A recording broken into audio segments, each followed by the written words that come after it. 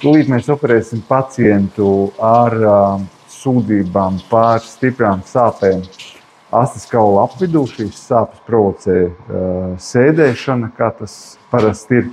Šim cilvēkam tas būtiski traucē dzīvi, tāpēc, ka tas ir biroja darbinieks, kuram ir jāpavada lielākā daļa dienas sēžot.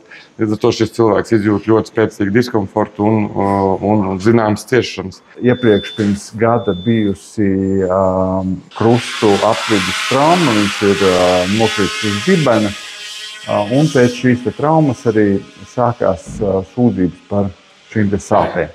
Kā zināms, astes kauls ir rudimentārs mugurkaula pagarinājums, kuram nav funkcijas ķermenī.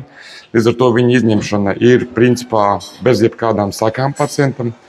Taču, lai arī šis mugurkaula pagarinājums, jeb rudiments, ir cilvēkam nevajadzīgs, viņš bieži vien rada lielas problēmas šim cilvēkam.